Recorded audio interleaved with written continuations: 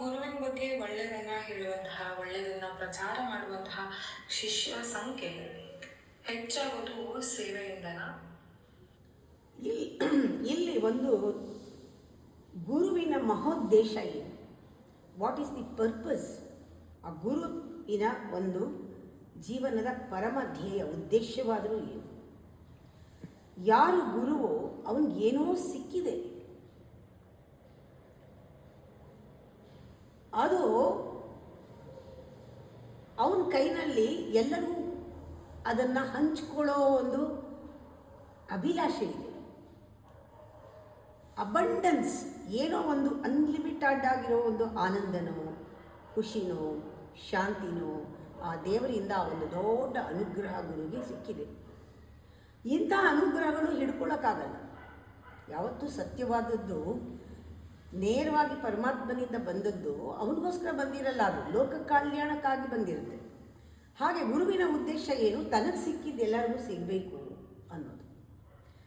ಯಾರು ಸರಿಯಾದ ಶಿಷ್ಯ, ಅವನಿಗೇನಾದರೂ ಇದು ತಲುಪಿದ್ರೆ ಈ ಜ್ಞಾನ ಅವನಿಗೂ ಅದೇ ರೀತಿ ಕಂಟೇಜಿಯಸ್ ಆಗಿ ಬರುತ್ತೆ, ಅವನಿಗೂ ತಡ್ಕೊಳಕ್ಕಾಗಲ್ಲ. ಇಷ್ಟೊಂದು ನನಗೆ ಸಿಕ್ಕಿದೆ ಗುರುಗಳಿಂದ, ಎಲ್ರಿಗೂ ಸಿಕ್ಕಲಿ ಅಂತ.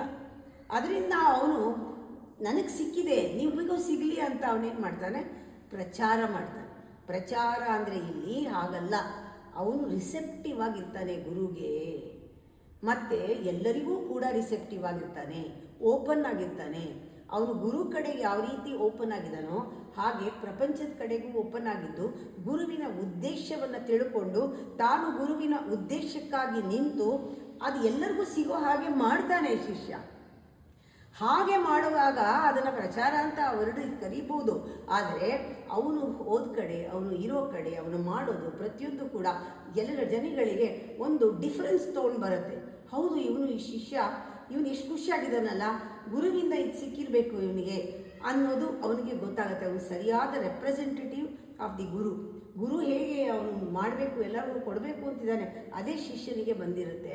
ಅಂಥ ಶಿಷ್ಯರೆಲ್ಲರೂ ಕೂಡ ಗುರು ಸೇವೆಯನ್ನು ಹೇಗೆ ಮಾಡಿ ಅದನ್ನು ಪಡ್ಕೊಂಡಿರ್ತಾರೆ, ಅದರಿಂದ ಆ ಸೇವೆ ಎಲ್ಲರಿಗೂ ಸಿಗಲಿ, ಎಲ್ರಿಗೂ ಗುರುವಿನ ಅನುಗ್ರಹ ಆಗಲಿ. ಸೇವೆ ಅಂದರೆ ಏನು? ಅಲ್ಲಿ ಕೈಕಾಲು ತೊಳೆಯೋದು ಸೇವೆ ಅಲ್ಲ, ಶರಣಾಗತಿ. ಶರಣಾಗತಿಯಲ್ಲಿ ತಮ್ಮ ಅಹಂಕಾರ, ತಮ್ಮ ಸುಳ್ಳು, ತಮ್ಮ ಹಿಂದಿನ ಅಭ್ಯಾಸಗಳು, ನಡವಳಿಕೆಗಳೆಲ್ಲ ಬಿಡಬೇಕಾಗತ್ತೆ. ಇದೇ ಸೇವೆ. ಈ ಸೇವೆ ಹೆಚ್ಚು ಮಾಡಿದಷ್ಟು ಕೂಡ ಗುರುವಿನ ಸಖ್ಯ, ಗುರುವಿನ ಒಂದು ಸ್ನೇಹ, ಅವನ ಒಂದು ಸನ್ನಿಧಿ, ಅವನ ಕ್ಲೋಸ್ನೆಸ್ ಹೆಚ್ಚಾಗತ್ತೆ. ಗುರುವಿನ ನಿಕಟ ಸಂಪರ್ಕದಲ್ಲಿ ಆ ಶಿಷ್ಯ ಬೆಳೀತಾನೆ.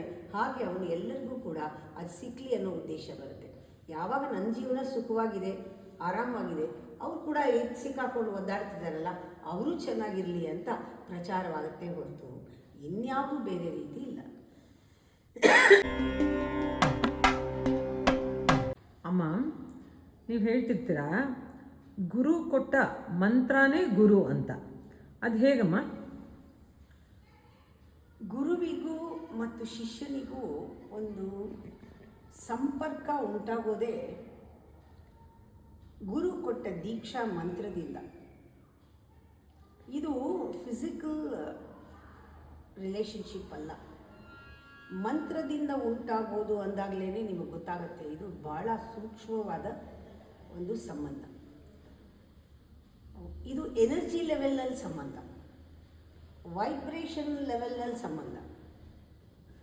ಇವನು ಯಾವ ಫ್ರೀಕ್ವೆನ್ಸಿಯಿಂದ ಇರ್ತಾನೆ, ಯಾವ ಫ್ರೀಕ್ವೆನ್ಸಿಯಿಂದ ಮಂತ್ರ ಕೊಡ್ತಾನೆ, ಆ ಫ್ರೀಕ್ವೆನ್ಸಿಯ ಫೀಲ್ಡ್ ಇದೆಯಲ್ಲ, ಅದಕ್ಕೆ ಸರಿಯಾದ ಲೆವೆಲ್ನಲ್ಲಿ ಶಿಷ್ಯ ಆ ಮಂತ್ರವನ್ನು ಜಪ ಮಾಡಿದರೆ ಎಷ್ಟೇ ಮೈಲಿ ದೂರ ಇದ್ದರೂ ಕನೆಕ್ಟ್ ಮಾಡ್ಬೋದು. ಬ್ರಿಡ್ಜ್ ಥರ. ತುಂಬ ಜನ ಗುರು ಮಂತ್ರವನ್ನು ಶ್ರದ್ಧೆಯಿಂದ ದೀಕ್ಷೆ ತಗೊಳ್ಳಲ್ಲ, ಶ್ರವಣ ಮನನ ನಿಧಿಧ್ಯಾಸನಕ್ಕಾಗಿ ಅದನ್ನು ಬಳಸಲ್ಲ. ಕೆಲವರಿಗೆ ಎಲ್ಲ ಗುರುಗಳ ಹತ್ರ ಹೋಗೋದು, ಮಂತ್ರ ತಗೊಳ್ಳೋದೇ ಒಂದು ಸ್ಟೈಲ್. ಇವ್ರ ಮಂತ್ರ ಕೊಟ್ಟರು, ಅವ್ರ ಮಂತ್ರ ಕೊಟ್ಟರು, ಅವ್ರ ದೀಕ್ಷೆ ಕೊಟ್ಟರು, ಹೀಗೆ ತಮಗೆಷ್ಟು ದೀಕ್ಷೆ ಆಗಿದೆ, ತಮಗೆಷ್ಟು ಉಪದೇಶ ಆಗಿದೆ, ತಾವು ಯಾರ್ಯಾರಿಂದ ಏನೇನು ಉದ್ದೇಶ ಪಡ್ಕೊಂಡಿದ್ದಾರೆ ಅದ್ರ ಮೇಲೆ ಅವರು ನಾವು ಬಹಳ ಡೆಡಿಕೇಟೆಡ್ ಅಂತ ತೋರಿಸ್ಕೊಳ್ತಾರೆ. ಅದಲ್ಲ. ಶ್ರದ್ಧೆ ಒಂದು ಗುರುವಿನಲ್ಲಿ, ಒಂದು ಮಂತ್ರದಲ್ಲಿ, ಒಂದು ಬೋಧನೆಯಲ್ಲಿ, ಒಂದು ಸತ್ಯದಲ್ಲಿ ಯಾರು ಕಮಿಟೆಡ್ ಆಗಿರ್ತಾನೆ ಅವನು ಒಂದು ರೀತಿ ಗಂಡ ಹೆಂಡತಿ ಸಂಬಂಧದ ಥರ. ಗುರು ಶಿಷ್ಯರ ಸಂಬಂಧ ಅಂದರೆ ಬಿಡಿಸಲಾರದೆ ಇರುವಂಥದ್ದು, ಯಾವುದೋ ಒಂದು ಮುಹೂರ್ತದಲ್ಲಿ ಡಿಸೈಡ್ ಆಗೋದು. ದೇವತೆಗಳು ಪುಷ್ಪವೃಷ್ಟಿ ಮಾಡ್ತಾರೆ ಗುರು ಶಿಷ್ಯರ ಸಂಬಂಧದಲ್ಲಿ. ಯಾಕೆಂದರೆ ಮಂತ್ರ ದೀಕ್ಷೆ ಅನ್ನೋದು ಸಾಮಾನ್ಯವಾದದ್ದಲ್ಲ. ಗುರು ಮಂತ್ರ ಕೊಟ್ಟ ಮೇಲೆ ಆ ಮಂತ್ರದಲ್ಲಿ ಗುರುವಿನ ಶಕ್ತಿ ಇರುತ್ತೆ. ಗುರು ಮಂತ್ರವನ್ನು ಕೊಡುವಾಗ ಸುಮ್ಮನೆ ಕೊಡೋದಿಲ್ಲ, ನಮ್ಮ ಬೆಳವಣಿಗೆಗೆ ಕೊಡೋದು. ಆ ಮಂತ್ರ ಅಜಪಜಪವಾಗಬೇಕು, ನಿರಂತರವಾಗಿ ಗುರು ಹೇಳಿದ ಥರ ಜಪ ಮಾಡಬೇಕು. ಆ ಮಂತ್ರ ಜಪ ನಡೀತಾ ನಡೀತಾ ಆ ಮೌನಕ್ಕೆ ಆ ಶಿಷ್ಯನ ಕರ್ಕೊಂಡು ಹೋಗುತ್ತೆ. ಅಲ್ಲಿ ಮೌನದಲ್ಲಿ ಗುರು ಮತ್ತು ಶಿಷ್ಯರ ಒಂದು ಸಂಪರ್ಕ ಉಂಟಾಗುತ್ತೆ. ಇದು ಇವರು ಮಾಡ್ಕೊಳ್ಳೋದಲ್ಲ, ಅದು ತನ್ನಷ್ಟಕ್ಕೆ ಆಗತ್ತೆ. ಒಳ್ಳೆ ಲಗ್ನದಲ್ಲಿ ಆಗುತ್ತದು. ಕನೆಕ್ಷನ್ ಅಂತ ಅದನ್ನು ಹೇಳ್ತಾರೆ, ಸೋಲ್ ಟು ಸೋಲ್ ಕನೆಕ್ಷನ್. ಆಮೇಲೆ ಗುರು ಫಿಸಿಕಲ್ ಲೆವೆಲ್ನಲ್ಲಿ ಇದ್ದರೂ ಇಲ್ಲದೇ ಇದ್ದರೂ ಲೆಕ್ಕಕ್ಕಿಲ್ಲ, ಅಟ್ಯೂನ್ಮೆಂಟ್ ಆಗೋಯ್ತು. ಇವಾಗ ಗುರು ಧ್ಯಾನ ಮಾಡ್ತಾ ಇದ್ದರೆ ಗುರುವಿನ ಒಳ್ಳೆಯ ಆಲೋಚನೆಗಳೆಲ್ಲ ಆಟೋಮ್ಯಾಟಿಕ್ ಆಗಿ ಅದರ ವೇವ್ಸು ಒಂಥರ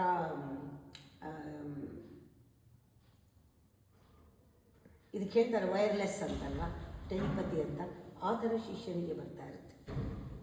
ಶಿಷ್ಯನಿಗೆ ಗುರುವಿನ ಪ್ರೆಸೆನ್ಸ್ ಎಲ್ಲೋದ್ರೂ ಫೀಲ್ ಆಗ್ತಾ ಇದೆ. ಏನೇ ಒಳ್ಳೆಯದಾದರೂ ಗುರುವಿನ ಅನುಗ್ರಹ ಆಶೀರ್ವಾದ ಅಂತ ತೆಗೆದುಕೊಳ್ಳೋಷ್ಟು ಮಟ್ಟಿಗಾಗುತ್ತೆ. ಅದಕ್ಕೆ ಗುರು ಮಂತ್ರ ಕೊಟ್ಟ ಮೇಲೆ ಅವನಿಗೆ ಗುರುವಿಗೆ ಸಮಾಧಾನ. ಇನ್ನು ಮಂತ್ರವೇ ಅವನಿಗೆ ಗುರು, ಮಂತ್ರದ ಮೂಲಕ ನಾವು ಕನೆಕ್ಟ್ ಮಾಡ್ತೀವಿ ಅಂತ. ಎಷ್ಟು ಜನ ಶಿಷ್ಯರು ಈ ಥರ ಸಿಗ್ತಾರೆ?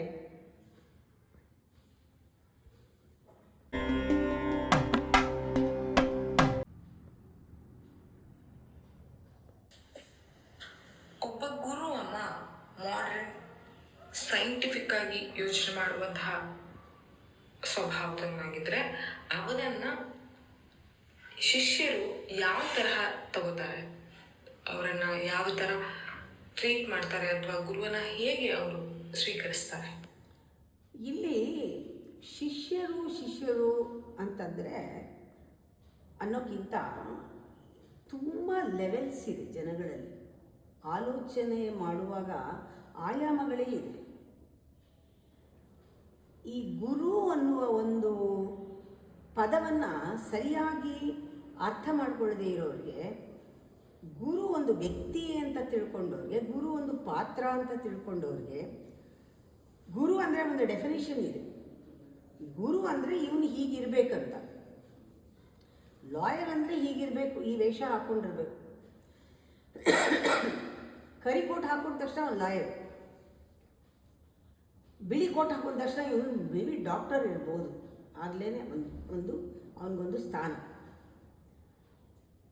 ಹೀಗೆ ಎಲ್ಲರಿಗೂ ಕೂಡ ಪ್ರತಿಯೊಂದು ವ್ಯಕ್ತಿತ್ವಕ್ಕೂ ಒಂದು ಡೆಫಿನೇಷನ್ ಕೊಡೋ ಹಾಗೆ ಅವ್ರ ಒಪಿನಿಯನ್ನ ಬಿಲ್ಡಪ್ ಮಾಡ್ಕೊಂಡಿರ್ತಾರೆ. ಹಾಗೆ ಗುರು ಅಂದರೆ, ಆ ಗುರು ಅಂದರೆ ಹೇಗಿರಬೇಕು? ಪುಸ್ತಕ ಓದಿನೋ ಅಥವಾ ಬೇರೆ ಯಾರನ್ನೋ ನೋಡಿನೋ ಅಥವಾ ಕತೆ ಓದಿನೋ, ಅದರಲ್ಲಿ ಗುರು ಅಂದರೆ ಎಲ್ಲ ಬಿಟ್ಟಿರಬೇಕು, ಅವರು ಪ್ರಪಂಚಕ್ಕೆ ದೂರ ಇರಬೇಕು, ಆಮೇಲೆ ವಾಸ್ತು ಪ್ರಪಂಚದಿಂದ ದೂರ ಇರಬೇಕು, ಅವನು ಯಾವಾಗಲೂ ಧ್ಯಾನ ಮಾಡ್ತಾ ಇರಬೇಕು, ಅವನು ಬರೀ ಹಣ್ಣು ಹಂಪಲು ತಿನ್ಕೊಂಡಿರಬೇಕು, ಅವನು ಹಂಗಿರಬೇಕು ಹಿಂಗಿರಬೇಕು. ಕತೆಗಳಲ್ಲಿ ಓದಿರ್ತಾರಲ್ಲ, ಋಷಿ ಹೇಗಿರ್ತಾರೆ, ಇದರಲ್ಲಿ ಹೇಗೆ ಆಶ್ರಮ ಅಂದರೆ ಹೇಗಿರುತ್ತೆ, ಇದೆಲ್ಲ ಓದಿರ್ತಾರೆ, ತಿಳ್ಕೊಂಡಿರ್ತಾರೆ. ಎಲ್ಲ ಕಲ್ಪನೆ ಅಸ್ಯೂಮ್ ಮಾಡ್ಕೊಂಡಿರ್ತಾರೆ. ಅಂಥವ್ರಿಗೆ ತಮ್ಮ ಕಲ್ಪನೆಯಲ್ಲಿ ಏನಿದೆಯೋ ಅದು ಮುಂದೆ ಕಣ್ಣೆದುರಿಗೆ ಬರೋವರೆಗೂ ಅವರು ಖಂಡಿತವಾಗ್ಲೂ ನಂಬಲ್ಲ. ತಮ್ಮ ಇಂಟೆಲಿಜೆನ್ಸ್ ಮೀರಿ ಏನೋ ಇದೆ ಅಂತ ಕೂಡ ಅವರು ನಂಬಲ್ಲ. ಅಷ್ಟೇ ಪ್ರಪಂಚ ಅಂದ್ಕೊಂಡಿದ್ದಾರೆ. ಈ ಥರದವರು 80 ಜನ ಇದ್ದಾರೆ 100ಕ್ಕೆ. ನಾನೇನು ನೋಡ್ತಿದ್ದೀನೋ ಅದು ಸತ್ಯ, ಇದು ಬಿಟ್ಟು ಬೇರೆ ಇಲ್ಲ ಅಂತ. ಹಾಗೆ ಅಂದ್ಕೊಂಡಾಗ ಅವರು ಕನ್ಸಿಡರೇ ಮಾಡಲ್ಲ. ತಮ್ಮ ಕಣ್ಣೆದುರಿಗಾಗಿ ಯಾವ ಚಿತ್ರಣ ಬರುತ್ತೆ ಗುರು ಅಂದರೆ ಅಂಥವ್ರು ಹುಡುಕೊಂಡು ಹೋಗ್ತಾರೆ. ಬೇಕಾದ್ರೆ ಹಿಮಾಲಯಕ್ಕೆ ಹೋಗ್ತಾರೆ, ಹುಡುಕ್ತಾರೆ. ಗುಹೆಗಳಲ್ಲಿ ಸಿಗ್ತಾರಾ, ಕಾಡಲ್ಲಿ ಸಿಗ್ತಾರಾ, ಯಾವ ಆಶ್ರಮದಲ್ಲಿ ಸಿಗ್ತಾರೆ. ಎಲ್ಲಿ ಹೋದರೂ ಗುರುಗಳು ಕಾಣಿಸಲ್ಲ ಅವರಿಗೆ. ಯಾರನ್ನೂ ಒಪ್ಪಲ್ಲ ಅಂಥ ಗುರುನ. ಬೇಕಾದ್ರೆ ಅವ್ರು ಸೃಷ್ಟಿ ಮಾಡೋಕ್ಕೆ ತಯಾರಿದ್ದಾರೆ ಅಂಥ ಗುರುಗಳನ್ನ. ಜನ ಎಲ್ಲ ಸೇರಿ ಅಂಥ ಗುರುಗಳನ್ನು ಸೃಷ್ಟಿ ಮಾಡೋಕ್ಕೆ ಕೂಡ ಅವ್ರ ಕೈಲಾಗುತ್ತೆ. ನೀವು ಈ ಥರ ಇರಿ, ನಿಮಗೆ ಹೆಸರು ಕೀರ್ತಿ ಎಲ್ಲ ಸಿಗುತ್ತೆ, ನಿಮ್ಮ ಮಾತು ಎಲ್ಲರೂ ಕೇಳ್ತಾರೆ, ನೀವು ಈ ಥರನೇ ವೇಷ ಹಾಕ್ಕೋಬೇಕು, ಹೀಗೆ ನಡ್ಕೋಬೇಕು, ಹೀಗೆ ಇರಬೇಕು, ಈ ಲಿಮಿಟಲ್ಲೇ ಅಂತ ಕಂಡೀಷನ್ ಮಾಡಿ ಸಿಕ್ಕಾಕ್ಕೊಂಡವರು ಇದ್ದಾರೆ, ಸಿಕ್ಕಾಕ್ಸಿದವರು ಇದ್ದಾರೆ. ಅದರಿಂದ ಇದು ಹೇಳೋಕ್ಕಾಗಲ್ಲ, ಡಿಫ್ರೆಂಟ್ ಲೆವೆಲ್ಸ್ ಇದೆ.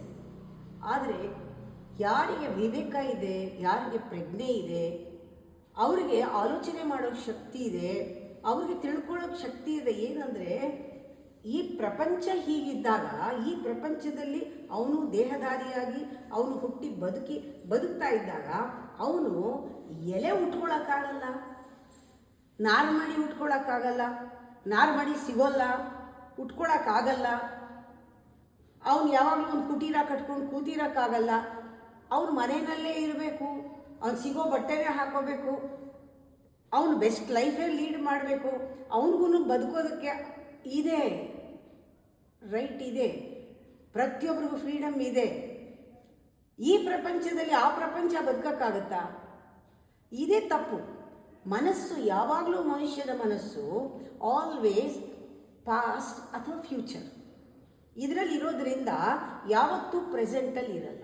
ಪ್ರೆಸೆಂಟ್ ಏನು? ಮಾಡ್ರನ್ ಅಂದರೆ ಏನು ಅರ್ಥ? ಪ್ರೆಸೆಂಟ್ ಅಂತ ಅರ್ಥ. ಆಧುನಿಕ ಅಂದರೆ ನ್ಯೂ ಅಂತ. ದಟ್ ವಿಚ್ ಇಸ್ ನ್ಯೂ ಅಂದರೆ ಫ್ರೆಶ್ ಅಂದರೆ ಈಗಿರೋದು ಅಂತ. ಗುರು ಈಗ ಬದುಕಿದ್ದಾನೆ, ಹೀ ಈಸ್ ಎಕ್ಸಿಸ್ಟಿಂಗ್ ಗುರು ಇನ್ನೆಲ್ಲಿ ಯಾವ ರೀತಿ ಬದುಕಬೇಕು, ಅವನು ಏನು ತಿನ್ನಬೇಕು, ಹೇಗಿರಬೇಕು, ಎಲ್ಲರೂ ಇರೋ ಹಾಗೆ ಇರಬೇಕು, ಎಲ್ಲರ ಜೊತೆನೂ ಇರಬೇಕು ಅವನು. ಅದನ್ನು ಒಪ್ಕೊಳ್ಬೇಕಾದ್ರೆ ಅವರು ಪ್ರೆಸೆಂಟ್ ಮೂಮೆಂಟಿಗೆ ಬರಬೇಕಲ್ಲ. ಅದಕ್ಕೆ ಹೇಳೋದು, ಗುರುನ ಅರ್ಥ ಮಾಡ್ಕೊಳ್ಬೇಕಾದ್ರೆ ಅವರು ಗುರುನ ಅರ್ಥ ಮಾಡ್ಕೊಳ್ಳೋ ಲೆವೆಲ್ಗೆ ಹೋಗಬೇಕಲ್ಲ. ತಮ್ಮ ಲೆವೆಲ್ನಲ್ಲೇ ಗುರು ನೋಡ್ತಾರೆ ಹೊರತು ತಾವು ಒಂದು ಸೂಕ್ಷ್ಮವಾಗಿ ದೃಷ್ಟಿಯನ್ನು ಬೆಳೆಸ್ಕೊಂಡು ಯಥಾರ್ಥವನ್ನು ನೋಡುವಂತಹ ಮೂರನೇ ಕಣ್ಣು ತೆಗಿಬೇಕಲ್ಲ ಅವರಿಗೆ. ಅದರಿಂದ ಅವರು ಒಪ್ಪಲ್ಲ, ತುಂಬ ಜನ ಒಪ್ಪಲ್ಲ. ಅಯ್ಯೋ, ಅವರು ಮೋಟರ್ ಸೈಕಲ್ ಮೇಲೆ ಹೋಗ್ತಾರೆ, ಇವ್ರು ಕಾರಲ್ಲಿ ಹೋಗ್ತಾರೆ, ಫ್ಲೈಟಲ್ಲಿ ಓಡಾಡ್ತಾರೆ, ರೇಷ್ಮೆ ಸೀರೆ ಉಡ್ತಾರೆ, ನಮ್ಮ ಥರನೇ ಬಟ್ಟೆ ನೈಟಿ ಹಾಕೋತಾರೆ, ಇವ್ರು ಹಾಗಿದ್ದಾರೆ, ಇವ್ರು ಬಟ್ಟೆ ಹಾಕೋತಾರೆ, ಇವ್ರು ಒಡವೆ ಹಾಕೋತಾರೆ, ಇವ್ರು ಹಿಂಗಿದ್ದಾರೆ, ಇವ್ರು ಸಂಸಾರದಲ್ಲಿದ್ದಾರೆ, ಇವ್ರು ಮಕ್ಕಳು ಮೊಮ್ಮಕ್ಕಳಿದ್ದಾರೆ. ಹಿಂಗೆ ಒಪ್ಪೋದು ನಾವು? ಇವ್ರು ಒಪ್ಪಬೇಕಾದ್ರೆ ಇವ್ರು ಒಪ್ಪಬೇಕಲ್ಲ, ಸಮಾಜ ಒಪ್ಪಬೇಕಲ್ಲ, ಜನಗಳು ನನ್ನನ್ನು ಒಪ್ಪಬೇಕಲ್ಲ ಅನ್ನೋ ಯಾವನಾರೋ ಮೂರ್ಖ ಅವನು ಇದನ್ನೆಲ್ಲ ಬಿಟ್ಟು ಒಂದು ಸೃಷ್ಟಿ ಮಾಡಿಕೊಂಡು, ನಾಟಕದ ಒಂದು ರಂಗ ಸೃಷ್ಟಿ ಮಾಡಿಕೊಂಡು, ತಾನು ವೇಷ ಹಾಕ್ಕೊಂಡು, ಜುಟ್ಟು ಬಿಟ್ಕೊಂಡು ಅಥವಾ ಎಲ್ಲ ಬೋಳಿಸ್ಕೊಂಡು, ಕೈಯಲ್ಲಿ ಹಾರ ಮಾಲೆ ಎಲ್ಲ ಇಟ್ಕೊಂಡು, ಜನಗಳು ಬರುವಾಗ ಕಾಯ್ಕೊಂಡು ಅವನು ಒಂದು ಪೀಠ ಹಾಕ್ಕೊಂಡು ಕೂತಿರ್ಬೇಕು. ಇದೆಲ್ಲಿ ಗ್ರಾಚಾರ? ನಾಟಕ ಮಾಡೋರು ಮಾಡ್ಬೋದು, ಆದರೆ ಆಧುನಿಕ ಪ್ರಪಂಚ ಅಂದರೆ ನಾವು ಮಾಡೋದಲ್ಲ. ಸೈಂಟಿಫಿಕ್ ಅಂದರೆ ಇವಾಗ ಬೆಳೀತಾ ಇರೋ ಪ್ರಪಂಚ, ವಿಕಾಸ ಆಗ್ತಾ ಇರೋ ಪ್ರಪಂಚದಲ್ಲಿ ಎಷ್ಟು ಬೆಸ್ಟು ಸೈನ್ಸ್ನ ನಮ್ಮ ಸ್ಪಿರಿಚುಯಾಲಿಟಿಗೆ ಬಳಸ್ಬೋದು. ಹೇಗೆ ಒಂದು ಆಬ್ಜೆಕ್ಟಿವ್ ವರ್ಲ್ಡು ನಮ್ಮ ಸಬ್ಜೆಕ್ಟಿವ್ ವರ್ಲ್ಡ್ಗೆ ಕೋಆರ್ಡಿನೇಟ್ ಮಾಡ್ತಾ ಇದೆ. ಹೊರಗಡೆ ಪ್ರಪಂಚನ ಸೃಷ್ಟಿ ಮಾಡಿದ ಪರಮಾತ್ಮ ಆದರೆ ಆ ಪರಮಾತ್ಮನ ಒಪ್ಪಿದವರು ಪ್ರಪಂಚನೂ ಒಪ್ಪಬೇಕಲ್ಲ. If there is a creator, what is creation? He is expression. If you don't accept the creation right ನಾವು ಏನು ನಡೀತಾ ಇದೆ ಅವನನ್ನು ಒಪ್ಪಿಲ್ಲ ಅಂತ. ಆ ಸ್ಟ್ಯಾಂಡರ್ಡ್ಗೆ ಹೋಗಬೇಕಾದ್ರೆ ತುಂಬ ಕಷ್ಟ ಇದೆ. ಅದಕ್ಕೆ ಮಾಡ್ರನ್ ಅಂದರೆ ಬೇರೆಯೇ ಅರ್ಥ. ಇವಾಗ ಹೇಗಿದೆ ಆಧುನಿಕವಾದ, ಈಗ ಲೇಟೆಸ್ಟ್ ಅಂತ ಏನು ಹೇಳ್ತೀವಿ, ನ್ಯೂ ಅಂತ ಹೇಳ್ತೀವಿ. ಈಗೇನಿದೆ ಪ್ರಪಂಚ, ಈಗ ಮಾಡ್ರನ್ ಪ್ರಪಂಚ ಅಂದರೆ ಏನು? ಸೈಂಟಿಫಿಕ್ ಟೆಕ್ನಾಲಜಿಕಲ್ ಪ್ರಪಂಚ. ಇಲ್ಲಿ ಬದುಕ್ತಾ ಇರೋರು ಇಲ್ಲಿ ಹೇಗೆ ಬರಬೇಕು ಹಾಗೆ ಬದುಕಬೇಕು. ನಾನು ನಡ್ಕೊಂಡು ಹೋಗ್ತೀನಿ, ನಾನು ಚಪ್ಪಲಿ ಹಾಕ್ಕೊಳ್ಳಲ್ಲ ಅಂದರೆ ಹೇಗೆ ಸಾಧ್ಯ? ಈ ಟಾರ್ ರೋಡ್ ಮೇಲೆ ಸಾಧ್ಯ ಇಲ್ಲ. ಹೇಗಿರಬೇಕು ಹಾಗಿರಬೇಕು. ಇಷ್ಟೆಲ್ಲ ಆಲೋಚನೆ ಮಾಡಿ ಒಪ್ಕೊಳ್ಳೋನು ಅವನು ಎಲ್ಲರಲ್ಲೂ ಗುರುನ ನೋಡ್ತಾನೆ, ಬರೀ ಒಬ್ಬರಲ್ಲ.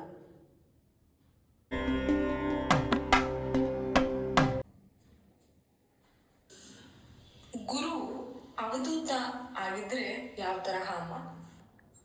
ಇದೊಂದು ಅಲ್ಟಿಮೇಟ್ ಸ್ಟೇಟ್. ಅವಧೂತ ಸ್ಥಿತಿ ಅಲ್ಟಿಮೇಟ್ ಸ್ಟೇಟ್. ಇದು ಸಾಕ್ಷಾತ್ ಶ್ರೀಧರ ಸ್ವಾಮಿಗಳದು ಚರಿತ್ರೆ ಓದುವಾಗ ಇದರಲ್ಲಿ ಗೊತ್ತಾಗುತ್ತೆ. ಅದರಲ್ಲೂ ನಾನು ಅವರು ಯಾವ ರೀತಿ ಬದುಕಿದ್ರು ಅಂತಲೂ ಕೇಳಿದ್ದೀನಿ. ಅವಧೂತರಿಗೆ ದೇಹದ ಮೇಲೆ ಒಂಚೂರು ಪರಿವೇ ಇರಲ್ಲ. ಅವ್ರ ದೇಹದಲ್ಲಿ ಇರೋದೇ ಇಲ್ಲ. ಎಷ್ಟು ಅವಶ್ಯಕತೆ ಇದೆ ಒಂದು ಗುರು, ಅವರಿಗೆ ದೇಹದ ಮೇಲೆ ಇಲ್ಲ ಪರಿವು. ಆದರೆ ಶಿಷ್ಯರಿಗೆ ಗುರುನ ನೋಡ್ಕೊಳ್ಳೋಕ್ಕೆ ಆ ಥರ ಸೇವೆ ಮಾಡೋಕ್ಕೆ ಸಿಕ್ಕಿದ್ರೆ ಎಂಥ ಶಿಷ್ಯರಿಗೆ ಅದೃಷ್ಟ. ಯಾಕೆಂದರೆ ಅವರ ದೇಹ ಅಷ್ಟು ಪವಿತ್ರವಾದ ದೇಹ.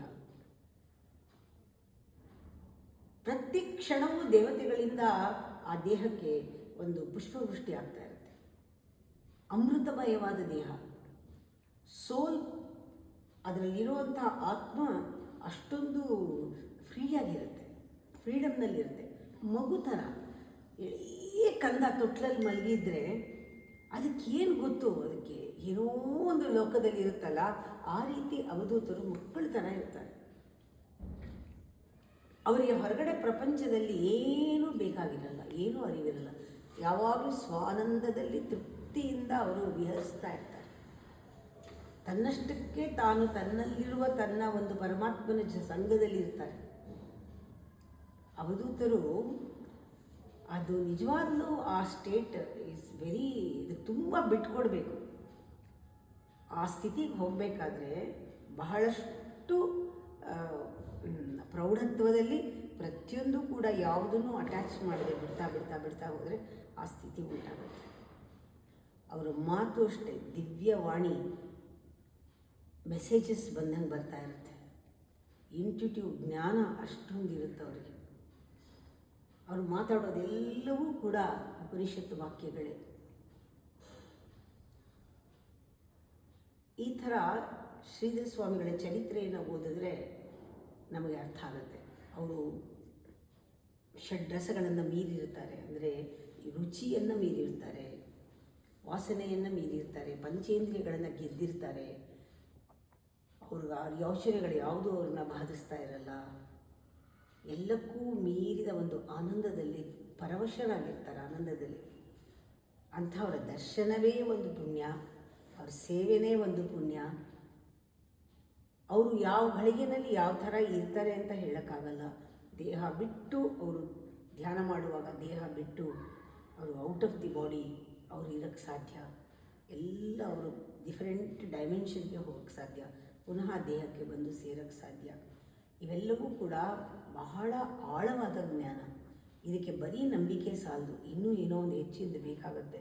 ಅವಧೂತ ಸ್ಥಿತಿಯನ್ನು ನಾವು ವರ್ಣನೆ ಮಾಡೋದಕ್ಕಾಗಲ್ಲ, ಇದು ಹೊರಗಡೆ ಕಾಣಿಸೋದಲ್ಲ.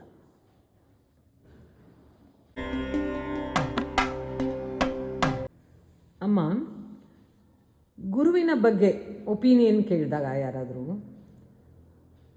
ಆಗ ಅವರ ಯಾರು ಕೇಳಿದ್ರೋ ಅವರ ಮನಸ್ಸನ್ನು ಕೆಡಿಸೋದು ಗುರುದ್ರೋಹನ ಅಮ್ಮ?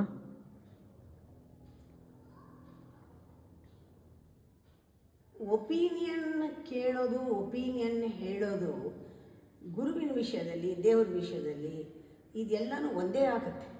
ದೇವ್ರ ವಿಷಯದಲ್ಲಿ ಯಾರಾದರೂ ಒಪಿನಿಯನ್ ಕೇಳ್ತಾರಾ? ನಿನಗೆ ಗಣಪತಿ ಇಷ್ಟನಾ, ಹನುಮಂತನ ಪೂಜೆ ಮಾಡ್ತೀಯಾ, ಅಥವಾ ನೀನು ದೇವಿನ ಪೂಜೆ ಮಾಡ್ತೀಯಾ? ಬೇಡ ಹನುಮಂತನ ಯಾಕೆ ಪೂಜೆ ಮಾಡ್ತೀಯಾ, ದೇವಿನ ಪೂಜೆ ಮಾಡು. ಅಥವಾ ದೇವಿ ಬೇಡ, ಯಾಕೆ ದೇವಿನ ಪೂಜೆ ಮಾಡ್ತೀಯಾ, ನೀನು ಗುರುಗಳನ್ನ ಪೂಜೆ ಮಾಡು. ಹೀಗೆ ಯಾರಾದರೂ ಒಪಿನಿಯನ್ ಕೊಡ್ತಾರಾ? ಖಂಡಿತ ಕೊಡಲ್ಲ. ಇದು ದೇವರು ಒಂದೇ, ನೀನು ಯಾವ್ದು ಬೇಕಾದ್ರೂ ಪೂಜೆ ಮಾಡಪ್ಪ, ನೀ ಹನುಮಂತನಾದರೂ ಪೂಜೆ ಮಾಡು, ಗಣಪತಿನಾದರೂ ಪೂಜೆ ಮಾಡು, ಭಕ್ತಿ ಮುಖ್ಯ ಅಂತ ಹೇಳ್ತಾರೆ. ಇದೇ ಥರನೇ ಉತ್ತರ ಕೊಡಬೇಕು. ಗುರುಗಳ ವಿಚಾರದಲ್ಲೂ ಕೂಡ ಇದೇ ಥರನೇ ಉತ್ತರ ಕೊಡಬೇಕು. ಯಾಕೆ? ಗುರು ಬೇರೆ ಅಲ್ಲ, ದೇವರು ಬೇರೆ ಅಲ್ಲ. ಇದನ್ನು ಬಿಟ್ಟರೆ ದ್ರೋಹನೇ. ಈ ಥರ ಹೇಳ್ತಾ ಇದ್ದರೆ ದ್ರೋಹನೇ. ಅದಕ್ಕೆ ನೀವು ಹೇಳಬೇಕು, ನೀವು ಗುರುನ ನಿಜವಾಗ್ಲೂ ನೋಡಬೇಕಾ, ಯಾವ ಗುರು ಅಂತ ಹುಡುಕಬೇಡಿ, ಬದಲು ಜ್ಞಾನ ಬೇಕಾ ಅಂತ ನೋಡಿ. ಜ್ಞಾನಕ್ಕೋಸ್ಕರ ಗುರುವಿನ ಹತ್ರ ಹೋಗಿ ನೀವು. ನಿಮಗೆ ಬೇಕಾದ್ದು ಸಿಗತ್ತೆ. ನಿಮ್ಗೆ ಸಿಕ್ಕಲ್ಲ, ನಿಮಗೆ ಗೊತ್ತಾಗತ್ತೆ. ಅದು ನಾವು ಹೇಳೋಕ್ಕಾಗಲ್ಲ. ನಮಗೇನು ಬೇಕೋ ಸಿಕ್ಕಿದೆ, ನೀವಲ್ಲಿ ಹೋಗಿ ನಿಮಗೆ ಬೇಕಾದ ಸಿಗುತ್ತೆ. ನಿಮ್ಗೇನು ಬೇಕು ಅಂತ ಅವ್ರಿಗೆ ಗೊತ್ತಾಗತ್ತೆ, ಸಿಗುತ್ತೆ. ಸಿಗಲಿಲ್ಲ ಅಂದರೆ ನಿಮ್ದದು. ನೀವು ನೋಡಿ ಅಂತ ಹೇಳಬೇಕೇ ಹೊರತು ಇದು ಒಬ್ಬರು ಒಪಿನಿಯನ್ನ ಒಬ್ಬರು ಹೊರಿಸೋದಲ್ಲ. ಇದು ಕೆಲವು ವಿಷಯಕ್ಕೆ ನಾವು ಒಪಿನಿಯನ್ ಕೊಡೋಕ್ಕೆ ಸಾಧ್ಯವೇ ಇಲ್ಲ. ಅಂಥದ್ದು ಗುರುವಿನ ಬಗ್ಗೆ ಯಾವ ಒಪಿನಿಯನ್ನು ಕೊಡೋಕ್ಕಾಗಲ್ಲ. ನಾನು ಎಷ್ಟೋ ಸತಿ ಹೇಳ್ತೀನಿ, ಭಗವದ್ಗೀತೆಯಲ್ಲಿ ನೀವು ಒಂದು ಶ್ಲೋಕ ಓದ ತಕ್ಷಣ ಅದರಲ್ಲಿ ನಿಮಗೇನೋ ಪ್ರಶ್ನೆ ಇದೆ, ಅಮ್ಮ ಹೇಳಿದ್ದಾರೆ ಎಲ್ಲ ಶ್ಲೋಕದಲ್ಲೂ ಉತ್ತರ ಇದೆ ಅಂತ, ನನಗೆ ಉತ್ತರ ಸಿಕ್ಕಿಲ್ಲ, ನಾನು ನಾಳೆಯಿಂದ ಕ್ಲಾಸಿಗೆ ಬರಲ್ಲ, ಭಗವದ್ಗೀತೆ ಪಾಠ ನನಗೆ ಅರ್ಥ ಆಗಲಿಲ್ಲ, ನಂಗೆ ಬೇಕಾದ ಉತ್ತರ ಸಿಕ್ಕಲಿಲ್ಲ ಅಂದರೆ ಹಾಗಲ್ಲ. ಅದು ನಿಮಗೆ ಪ್ರಶ್ನೆಗೆ ಈ ಒಂದು ಶ್ಲೋಕ ಓದಿದ್ರೆ ಪ್ರಶ್ನೆ ಹೇಳುತ್ತೆ. ಆ ಪ್ರಶ್ನೆಗೆ ಉತ್ತರ ಈ ಶ್ಲೋಕದಲ್ಲಿ ಸಿಗಲ್ಲ, ಇನ್ಯಾವುದೋ ಅಧ್ಯಾಯದಲ್ಲಿ ಇನ್ಯಾವುದೋ ಶ್ಲೋಕದಲ್ಲಿ ಉತ್ತರ ಇರುತ್ತೆ.